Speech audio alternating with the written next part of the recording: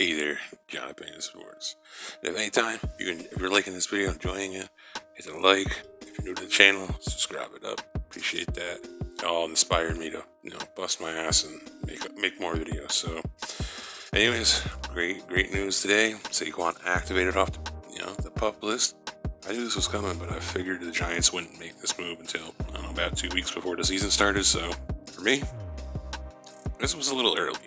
Which, hey, it's a good sign. So Saquon will be limited to start out. I'm sure he'll be working in, less physical drills, and I'm 99% sure you won't see him involved in a 7-on-7 or 11-on-11 drills. You might not see that all the way up to the regular season, but this was step one, and it needed to happen. So if we're going to see Saquon start the season opener, which I personally think will happen, this was needed. I know the type of guy Saquon is. He's going to push the limits. It's the job of the team to medically make the best decision for the long term. Keep Saquon and the coaching staff educated. It's a tricky injury. That can affect, and it affects people differently. People talk about the ACL, but Saquon partially tore his meniscus. That's a tendon, so that's not a joke. That was the one that worried me the most. Because ACLs are pretty common nowadays.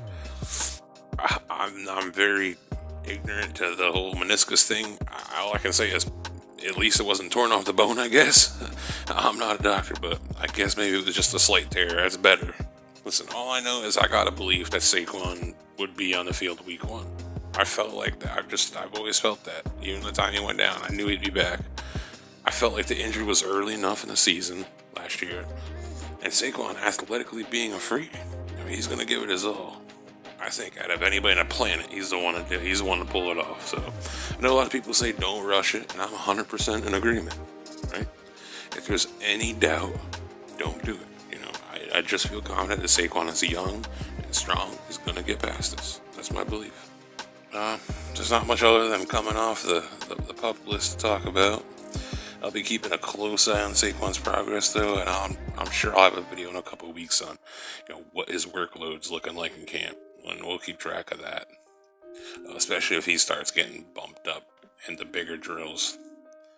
But this is good news, Giants fans. It's okay to feel good at the moment, Listen, if Saquon can be fully healthy for the start of the year and can start the majority of Giants games this season, this offense will look much, much better. I'd predict like middle of the pack better. Definitely not 31st. Now, a good thing. I've heard people that want to find an upgrade over Shane Lemieux. I've heard people that want him to get as many snaps as possible. I'm in the Shane Lemieux game. I want him to get as many snaps as possible. I think when Shane stepped into that starting left guard position last year, the offense really got a boost. And the stat people will, say he was bad, really bad. And if we're talking about pass protection, I'm with them stat people. But I can't just glance over what this guy did for the run game. He made a huge difference. And I'll tell you right now, he's a top-notch pulling guard. We haven't had a pulling guard like Lemieux since Chris Snee retired. And also, for me, Lemieux just passes the eye test. And I believe if you give him the time, he'll improve. Obviously, he can't really get any worse in the pass game. But his play style, his tenacity, is what I want for the entire offensive line. I want teams, defensive lines, to just look at the schedule and dread playing the Giants. And that's what we used to have. We've been missing that for a long time. The offensive line is supposed to punish defenses, just grind them down. And this offense is built to do just that. It's run heavy. I've stated before that I like that philosophy. But it's pointless to run your offense like that if your O-line isn't pushing teams around. That's what Lemieux does. That's what he's best at. He's a bully. We need a mentality to cause physical harm over here. And it feels like since McAdoo, this is the place where O-linemen sign to retire, basically. Years of piss poor effort and just bad play. And I am sick of it. But I think we're headed in the right direction here. I know, I'm an optimistic guy. But the only O-lineman I really have questions about is Will Hernandez, and that problem is about to take care of itself. We'll see what happens. This is his last shot. But even if you're a grades guy, Matt Parrott, really good run blocker, graded the eye test, he passes. We had like an 80-something PFF, so either way, eye test guy or stat guy. Andrew Thomas was hyped as the best run blocking tackle coming out last season, his rookie class. We saw flashes from him, and he's got to get better at finishing. But I think he'll be really good in the run game in the future. And I'm telling you, he was very good in moments last year.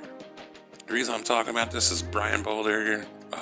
Brian Baldinger is one of the few people I actually watch in the media nowadays. So to me, he just has some credibility. During the regular season, he does the Baldy's breakdowns. I'm sure a lot of you have seen them. I watch most of them, to be honest, and most of them are pretty good. Maybe I like him because he's made a bunch of positive Giants videos, while most of the media just tries to troll us for some reason.